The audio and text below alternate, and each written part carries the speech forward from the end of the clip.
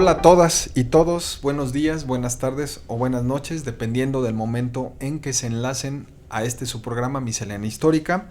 Los saludan Rafael Aguirre Temamatla, director de cámaras, Óscar Lorenzana como director de audio, el profesor Jaime García y su servidor Omar Ali Salazar Blas como productores y conductores de esta entrevista número 11. Les recordamos que Miscelánea Histórica es un proyecto que tiene la intención de difundir diversos temas de historia, desde la historia natural hasta la historia cultural. Asimismo, les comentamos que Miscelánea Histórica es un proyecto asociado con el Seminario Permanente de Historia Regional de Morelos y con el Archivo Histórico Digital del Estado de Morelos, vinculados al Centro de Investigación en Ciencias Sociales y Estudios Regionales de la Universidad Autónoma del Estado de Morelos. Bienvenidos.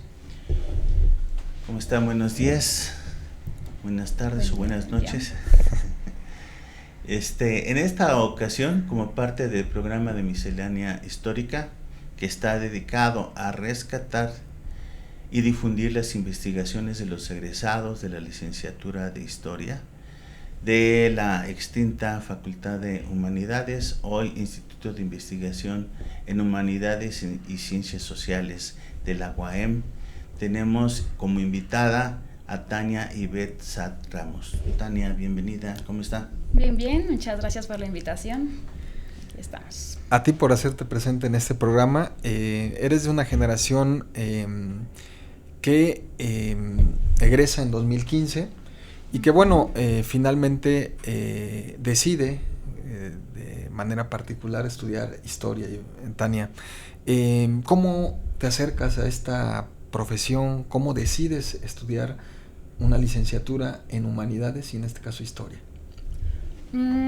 Pues el camino fue un poco confuso, sinceramente.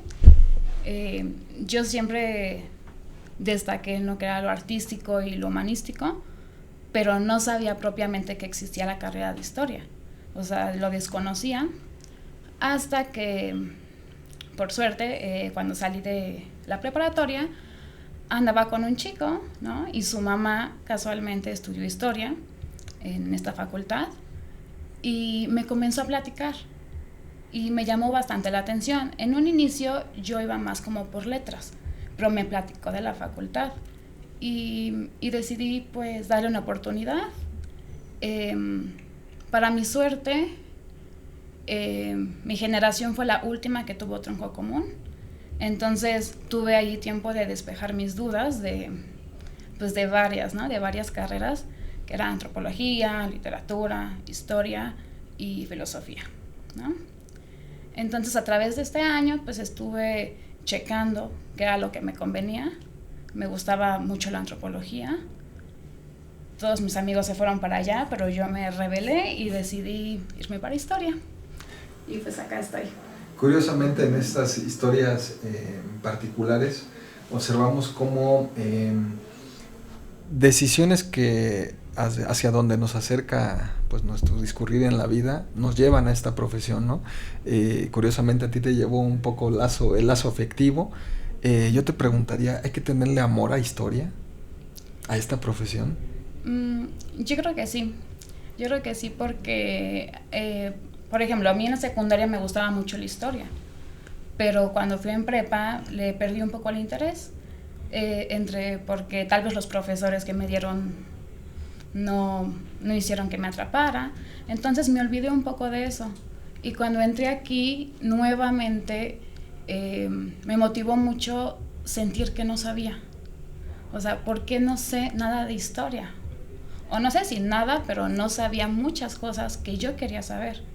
Entonces creo que eso fue lo que me motivó más que nada, ¿no? O sea, tenerle amor a lo que haces, pero también como una pasión, yo siento que es. Y en ese sentido creo que una de las primeras experiencias con las que se topa uno ya en la licenciatura es esta diferencia entre lo que yo sé de historia, que normalmente es a través de ciertos profesores que se distinguieron por una particular forma de impartirnos la materia, y otra cosa, la historia profesional. ¿Cómo lo notaste ello?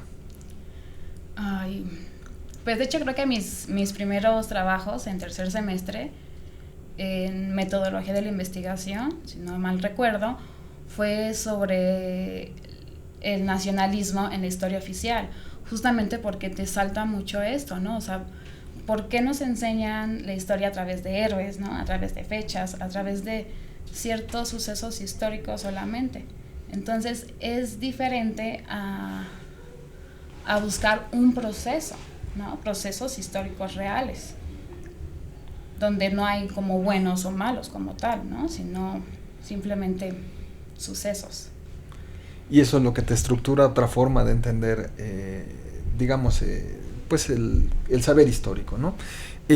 Tania, tenemos ya dentro de la licenciatura a veces la decisión de enfocarnos en algunas temáticas, ya sea hablando de los ámbitos de historia, de la historia económica, política, cultural o social.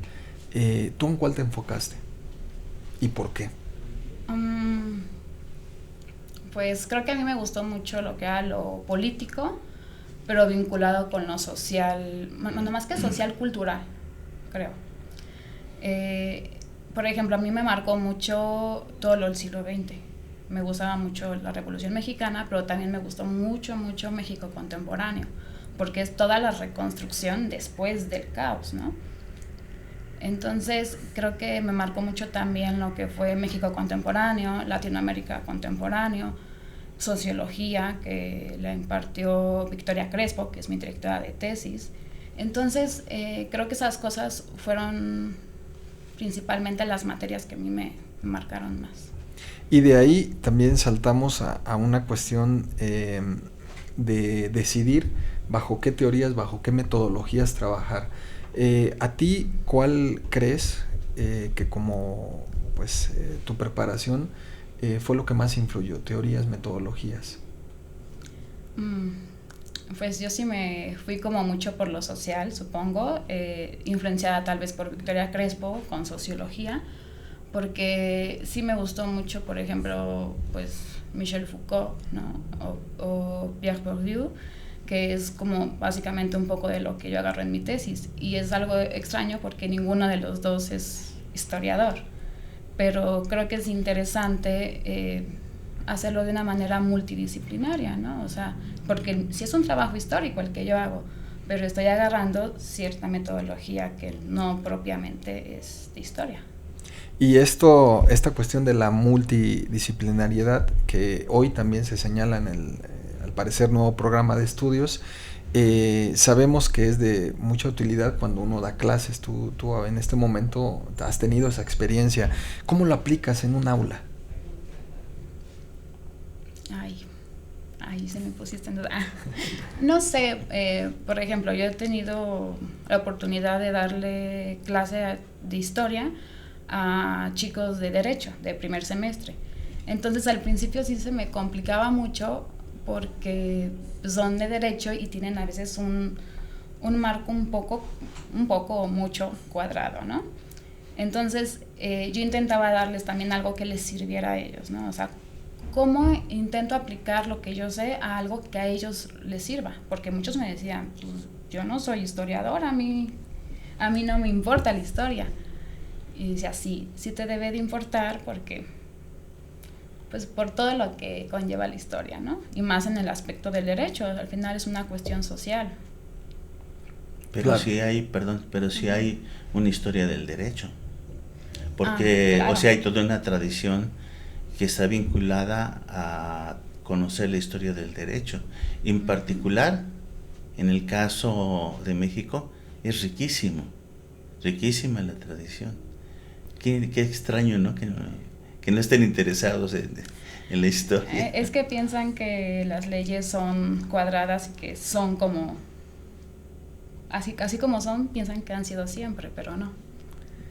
Y que sin embargo les servirían las metodologías de historia para hacer pues una investigación, al menos una investigación de lo que ellos tienen que trabajar, digo, en algún juicio o lo que sea, pues haces un rescate de documentos, ¿no? Que finalmente son metodologías que pueden provenir quizás de la historia, ¿no?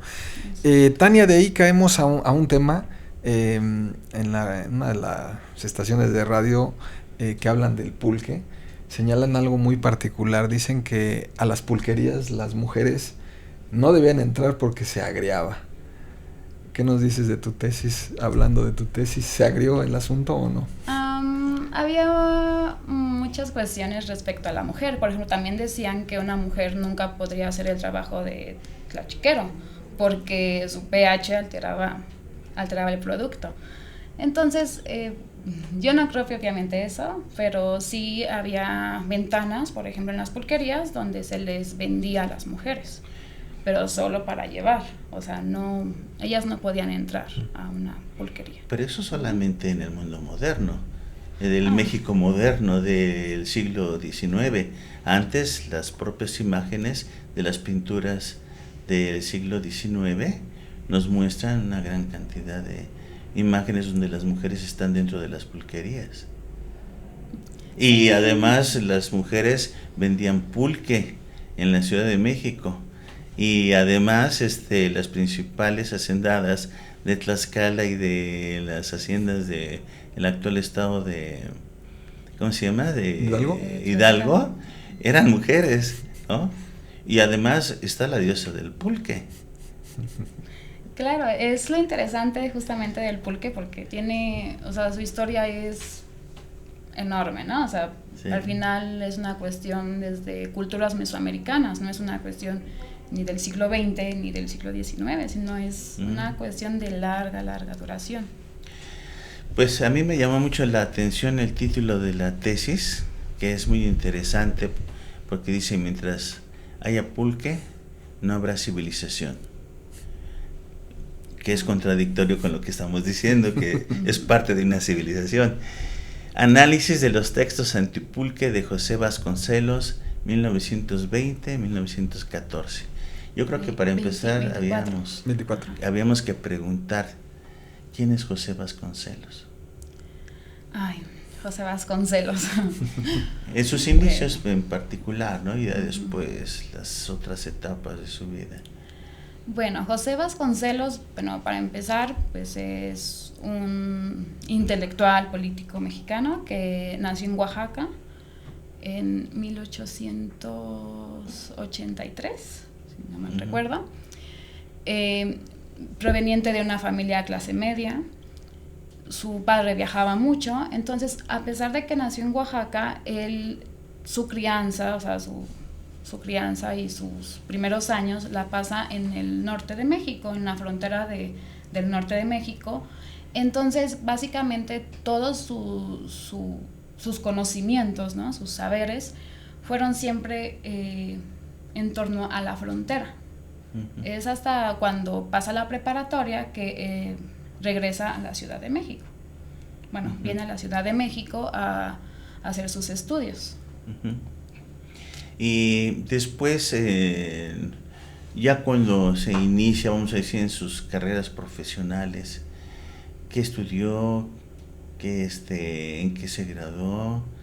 Y luego, ¿cómo se conecta con los gobiernos sonorenses, etcétera, etcétera? Ay, a ver.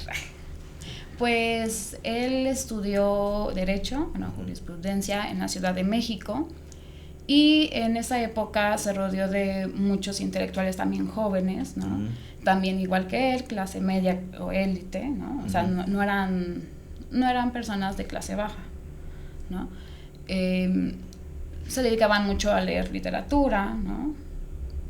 Textos clásicos, a hacer críticas justamente al gobierno que en esa época pues era el porfiriato, ¿no? Uh-huh. Entonces, a partir de ahí, él comienza a tener cierto peso, ¿no? Posteriormente, él apoya la revolución institucional, por así decirlo, porque no crean que apoyó a Zapata o a Villa, ¿no? O sea, él apoyaba, por ejemplo, a Carranza, posteriormente a Obregón. Entonces, siempre se vinculó un poco a eso. Muchas veces él se exilió durante la revolución, y finalmente regresa cuando el grupo sonorense está en contra de Carranza. Se une a ellos y es así que accede al poder o llega al poder, por así decirlo. ¿no? Llega al poder junto con los sonorenses en la década de 1920.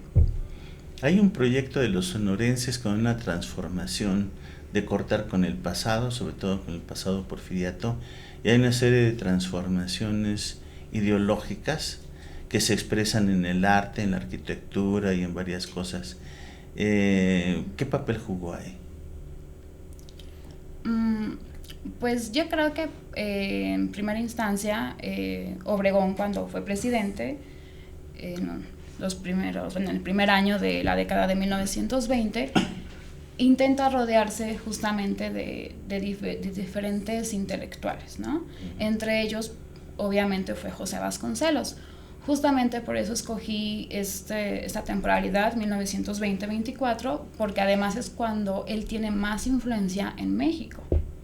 Y no solo en México, sino también en América Latina, por todo su proyecto de educación, ¿no? Entonces, en ese proyecto de educación justamente abordan varios aspectos como el que comenta, ¿no? La cuestión artística, ¿no? Los murales, cómo contar la historia a través de los murales. Obviamente una historia patria, ¿no? Resaltando villanos, resaltando héroes, ¿no? La época de los grandes muralistas. Exactamente, entonces fue como toda una reconstrucción de la nación. Vamos a hacer un nuevo México. ¿Y cómo debe de ser este nuevo México? Con un nuevo tipo de ciudadano, ¿no? Alejándose de todas las cosas negativas que se tenía anteriormente. Entonces creo que ahí toma un papel muy importante José Vasconcelos. Y eso de la raza cósmica.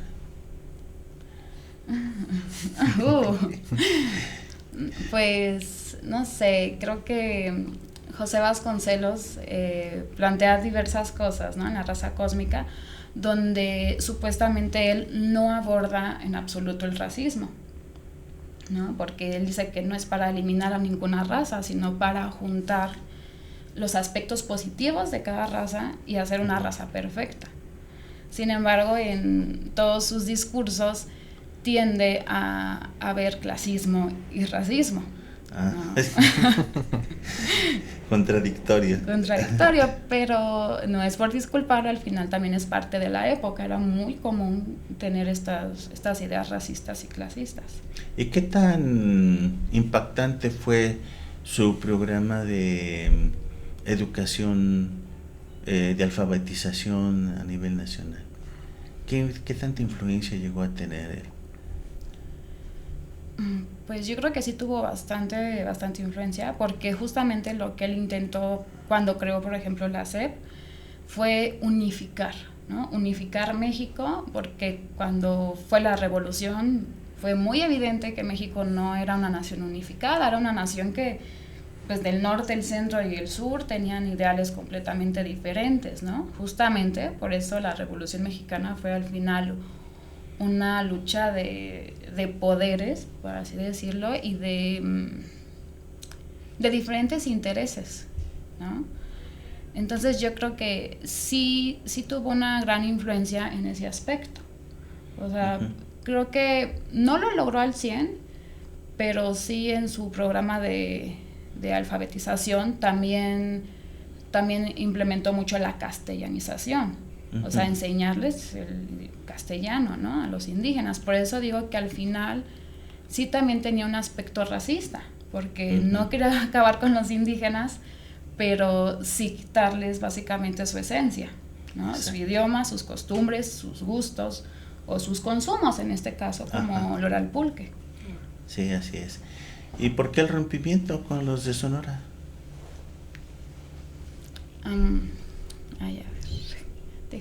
Déjeme acuerdo.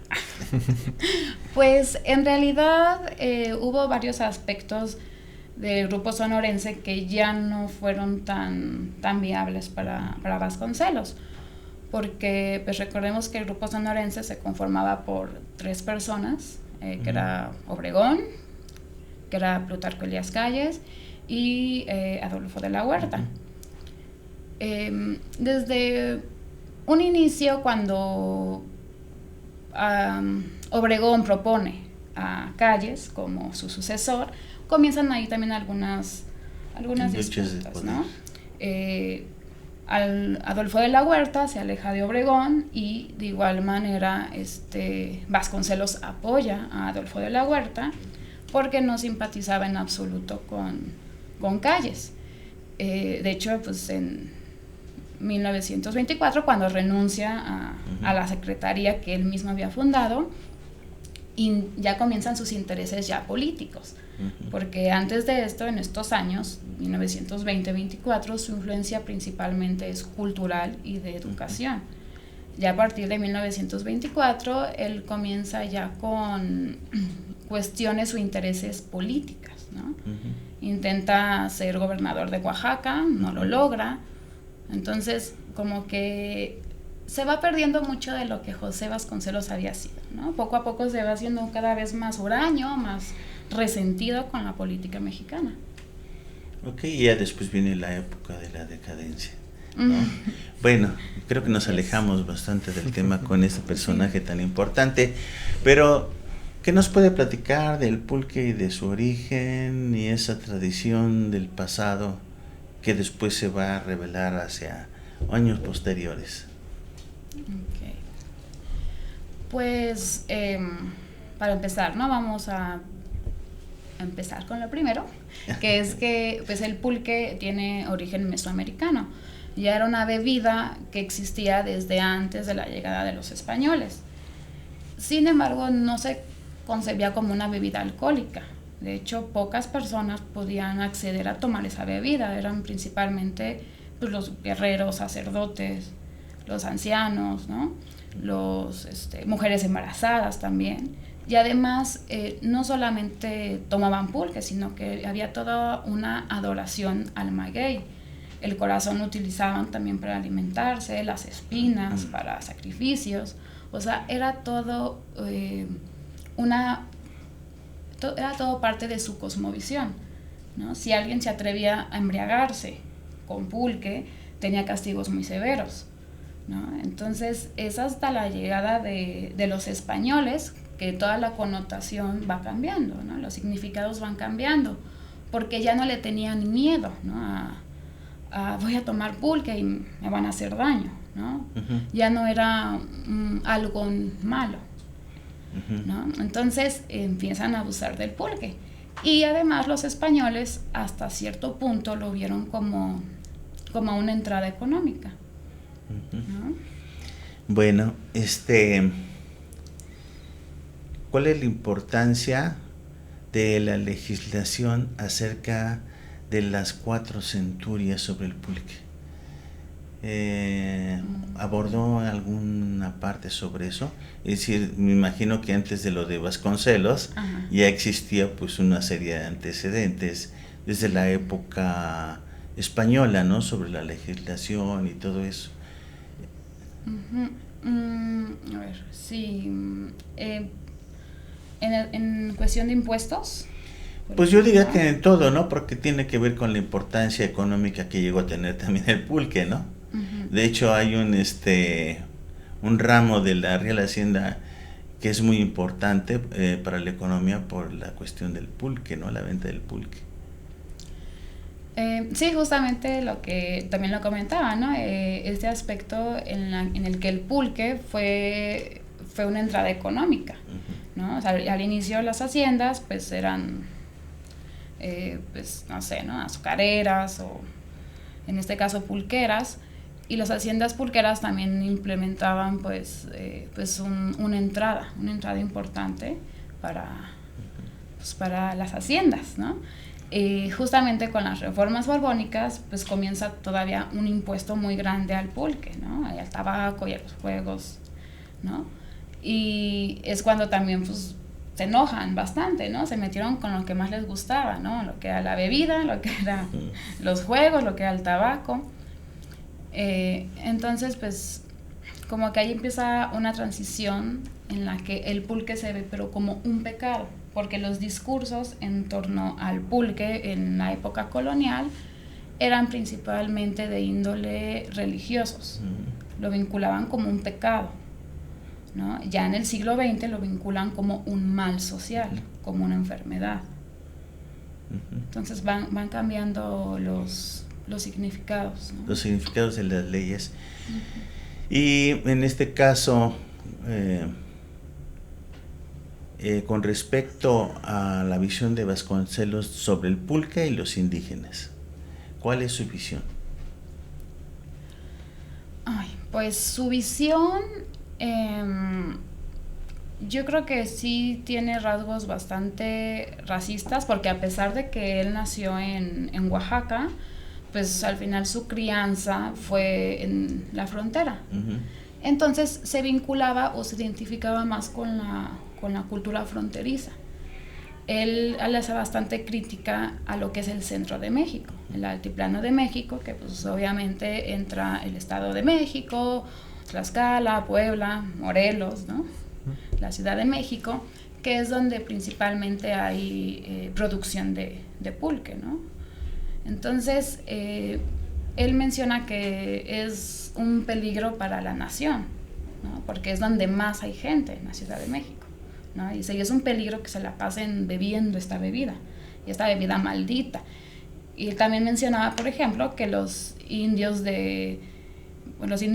del centro de México no servían, y los describía de manera bastante fea, para mi punto de vista, porque decía, están flacos, desalineados, con los bigotes embarrados, ¿no? Desnutridos. Dice, nada que ver con los del norte, que están fuertes. O sea, hacía unas comparaciones bastante notorias de los hombres del norte y los hombres del sur, ¿no? Bueno, los hombres del centro. Eso llama la atención, porque entonces, ¿cuál es la raza cósmica? ¿Cuál es el modelo que tenía de la raza cósmica, no? O sea, ¿cómo debía de ser? ¿El mestizo o el indígena? Esa raza cósmica, que se supone que era la raza de cobre. ¿Cómo la podía definir? Pues yo creo que más que eliminar al indígena, él buscaba una nueva colonización del indígena, ¿no? Para empezar, pues enseñarle a leer, enseñarle el idioma castellano, enseñarle nuevos tipos de consumo, tanto de las bebidas. Por ejemplo, él dice que cómo podían tomar pulque en lugar de leche, cuando había lugares donde ni siquiera había agua potable, ¿no? O sea, obviamente era obvio que iban a tomar pulque, era obvio que después del destete les daban pulque, ¿no? Entonces él criticaba mucho esta cuestión, pero al final era algo cultural, que pues si no tenían ni agua ni leche, ¿cómo iban a tomar agua o leche? ¿No? También hace una crítica bastante severa a su dieta, ¿no? Maíz, frijol y chile. Dice, deberían de tomar vino, pan, carne, aceite de olivo, y es ahí donde uno no comprende. O sea, sí, ok, ¿cómo van a pretender que sigan esta dieta si no tienen el poder adquisitivo para hacerlo, ¿no? Pero aún en el presente se habla mucho de ciertas recomendaciones de alimentos y desechando todo lo que podía ser nutritivo. Por ejemplo, las hamburguesas frente a un guarache. Nutritivamente el guarache es mejor que las hamburguesas, ¿no? Entonces hay una serie de elementos nutritivos en los alimentos de la dieta nacional, y aparte el maguey es una planta que se utilizaba para todo, para la construcción, para los tejidos y por supuesto para la alimentación. Bueno, en algunos lugares tal vez se sigue usando para la barbacoa. Claro. Sí, yo creo que también tiene que ver un poco con su idea de modernidad y de industrialización, ¿no? Porque justamente esto que comenta, ¿no? En la actualidad también se maneja, ¿no? Una hamburguesa frente a un guarache. Es esta cuestión de modernidad lo que nos hace creer que algo es mejor que otra cosa. Y bueno, en esta época de México postrevolucionario estaba muy de moda lo que era la modernidad, ¿no? Ellos aspiraban a ser como países de Europa, ¿no? O en todo caso de Estados Unidos. Entonces, yo supongo que también de ahí viene viene toda esta cuestión, ¿no? O sea, como de renegar del pasado indígena hasta cierto punto. Porque no es que los quisiera eliminar del todo, o eso dice, ¿no? Pero sí los quería cambiar de costumbres, cambiar de consumo. Porque, bueno, una de mis hipótesis en torno a esto es que sus textos no son anti-alcohol, son anti-pulque, ¿no? Uh-huh. Él, de hecho, fundó el semanario La Antorcha, y en La Antorcha, en todos los números, hay publicidad de cerveza, en todos uh-huh. los números, y no hay ningún tipo de publicidad del pulque, ¿no? Uh-huh. Al contrario, se le atacaba bastante, ¿no? O sea, también atacaba no solamente a los que lo consumían, sino también a los hacendados que uh-huh. producían el pulque. Y hay una parte, no sé si me esté adelantando, donde él dice que el pulque y las bebidas de maguey son lo peor, pero que no deben de caer en una ley seca como Estados Unidos, porque hay industrias buenas como la cervecera, y que todo el mundo tiene derecho a gozar de un buen vaso de cerveza, ¿no? Pero no embrutecerse con la bebida maldita, ajá. que era el pulque, ¿no? Ajá. Pero es interesante porque él viene de un área donde también otro tipo de magueyes permite la creación del mezcal, ¿no? Uh-huh. Que es interesante, no habla nada en contra del mezcal. Sí dice el pulque y bebidas provenientes del maguey. O sea, su problema era el maguey, ¿no? No le gustaban las bebidas del maguey. Si ni de caña tampoco, ni de alcohol de caña. Que finalmente solamente es uno de los símbolos principales de los muralistas, ¿no? Entonces, bueno, hay una... Sí. Sí, justamente no todos tuvieron esta visión antipulque, ¿no? También hubo algunos otros personajes de la vanguardia, como pues era Diego Rivera, Frida Kahlo, Siqueiros, que apoyaban el consumo de pulque, ¿no? O sea, no todo el mundo estuvo peleado en contra del pulque, pero especialmente José Vasconcelos sí, ¿no? Uh-huh. Hubo otras personas, como Calles, que estuvo peleado con todo el alcohol, pero él sí con todo el alcohol. José Vasconcelos no, él decía que no podíamos dejar de lado una gran industria, como a la cervecera, que estaba creciendo, por hacer una ley seca como en Estados Unidos, ¿no? Entonces, creo que en su discurso lo que se busca con esta modernidad, ¿no? Más que una campaña anti-alcohol como tal, es una campaña anti-pulque, quitar el pulque y meter la cerveza como una bebida popular, ¿no? Porque incluso los costos de la cerveza, que en un inicio, cuando comienza la industria cervecera en 1880, es una industria pues para la élite, los productos son caros, va bajando su costo para hacerlo accesible a el público en general. Sus puentes fueron periódicos. ¿Y qué más? Pues al basarme en los discursos de José Vasconcelos directamente, lo que yo hice, sí leí un par de cosas de su literatura, mucho de su biografía, y me dediqué a buscar todos los artículos que tenía, y pues en los que yo veía que podía rescatar algo, lo rescaté, principalmente en estos años y acerca del pulque o las bebidas. ¿Y La Antorcha? ¿Qué es? ¿Una publicación periódica? La Antorcha era un semanario. O sea, cada semana se publicaba. Uh-huh. Era como una revistita. También fundó otra revista que se llamaba El Maestro, uh-huh. ¿no? Ahí cuando era rector de la UNAM, si no mal uh-huh. recuerdo. Y también ahí pues se dedicaba bastante a escribir cosas, ¿no? De hecho, ahí él publica lo que es la aristocracia pulquera. ¿Cómo rescata estas cuestiones? Porque estamos en el campo de la cultura, mal llamada mentalidades, ¿no? Algo así. Porque a lo mejor la mentalidad podía ser incluso los discursos políticos, ¿no? Pero creo que estamos en el campo de la historia cultural. Y en este sentido, sobre la historia cultural, ¿qué tipo de fuentes recomienda? Pues yo creo que siempre hay que intentar buscar una fuente directa, ¿no? En este caso, como mi tesis era acerca de los textos de José Vasconcelos, yo no podía ir a leer lo que alguien dijo de los textos de José Vasconcelos, sino yo directamente leerlos, interpretarlos o compararlos, ¿no? Entonces, yo creo que sea el campo que sea el cultural, sea el político, sea el económico, sí debes de buscar fuentes primarias, ¿no? O sea, realmente no podemos, bueno, sí se puede, ¿no? En este caso, hacer un análisis de solamente libros, ¿no?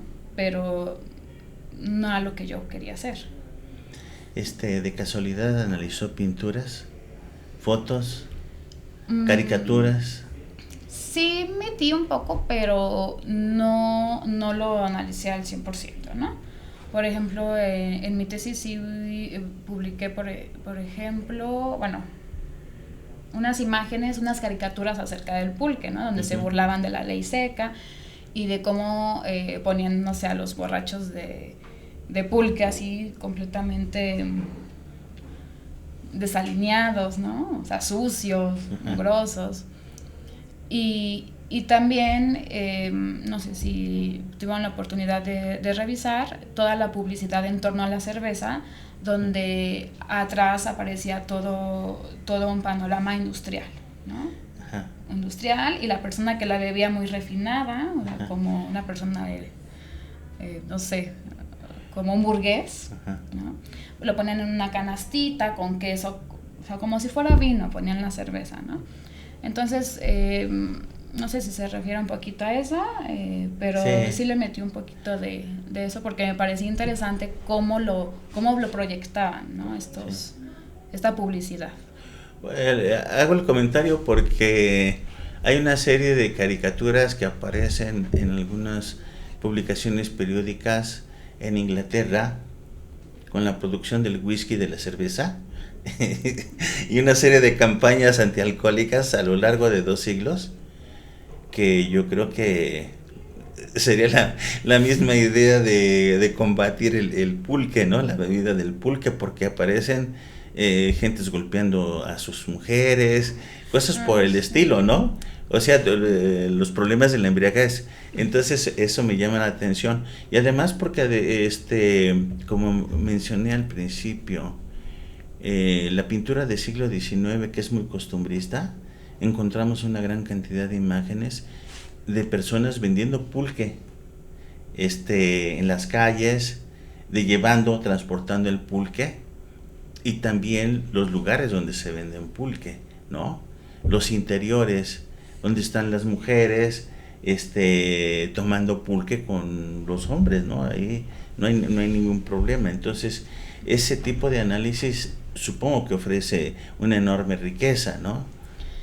Sí, realmente yo creo que sí, hay varios aspectos muy interesantes. Por eso yo cuando empecé con esto realmente no sabía ni qué época elegir, porque donde quiera que le buscara había pulque.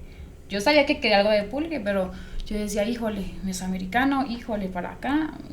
No sabía ni para dónde moverme, ¿no? Ya fue hasta que me di cuenta justamente porque al inicio lo quería hacer de la Revolución Mexicana, el pulque en la Revolución Mexicana, pero me di cuenta que sí había bastantito de eso. Y posteriormente también había trabajos ya de las campañas antialcohólicas en 1930, pero parecía que de 1920 a 1930 no había nada. No había nada, o sea, como si no hubiera existido.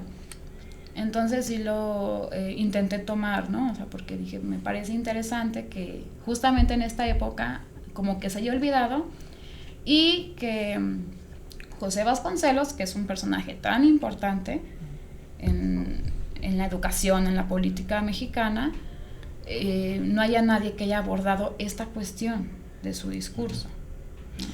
Esta cuestión del antipulque. Una última pregunta sobre esta cuestión de lo social, aunque no se habló aquí. ¿Cuál fue su perspectiva de lo social con respecto al pulque? no precisamente lo de la investigación, sino esas cosas que están como fuera de la investigación, sobre cómo lo practicaba la gente, cómo tomaba el pulque, ese tipo de cosas. Como tipo los espacios de sociabilidad. Donde se bebía pulque y todo eso. Pues justamente creo que también ahí no entra en lo que es la modernidad y la industrialización, porque no eran grandes bares o cantinas, ¿no? O sea, bien hechos, sino que normalmente pues eran lugares que se describen malolientes, ¿no? Donde tenían sus vigitorios, donde pues abundaban los golpes, las peleas. De hecho se vincula mucho el consumo de pulque a la criminalidad.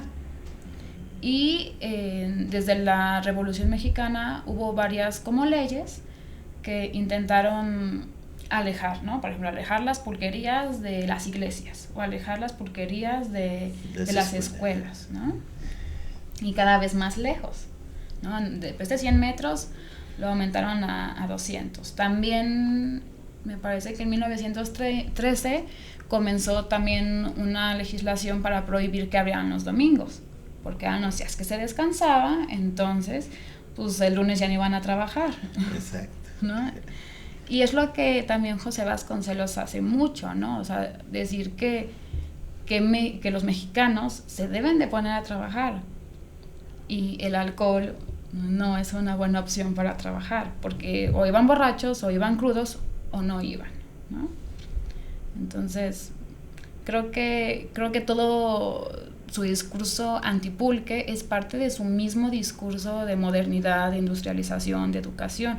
No es un discurso aparte, es parte de ese mismo discurso, ¿no? Y que finalmente se convierte en una de las permanencias en cuanto al consumo de bebidas alcohólicas, ¿no? Hoy, ahorita que hablabas de cuál es el tipo, entonces, que imagina Vasconcelos en cuanto a esa raza cósmica, seguramente no tenemos idea, pero sí tenemos idea de qué debía de consumir. Cerveza en este caso, ¿no? O vino, pero dice que como aquí no se era muy próspero en vino, cerveza. Y yo creo que era también parte del origen, ¿no? El origen europeo, tanto del vino como la cerveza. O sea, al final está permeado de cierto racismo, ¿no? Entonces... Muy bien, Tania. ¿Tienes alguna otra pregunta? No, creo que no, muy completo, ¿sí? El panorama que nos presentas de tu investigación. Y bueno, creo que nos gustaría hacer un programa ya un poco más antropológico del tema, ¿no? Teniendo aquí... muy lejos. Pues esperemos que la entrevista que le hicimos a Tania Ivette Ramos haya sido de su agrado. Tania, gracias. Muchísimas gracias por estar aquí con nosotros. Gracias, a Tania. Ustedes por la invitación. A todo nuestro auditorio, muchas gracias y esperamos contar con su presencia para la próxima ocasión, en la cual tendremos otros invitados. Reciban un cordial saludo de nuestra parte. Se despiden de ustedes Rafael Aguirre Temamantla ya en cámaras, Óscar Lorenzana en sonido, el profesor Jaime García, que me acompañó en la conducción de esta entrevista, y su servidor Omar Ali Salazar Velas. Hasta la próxima.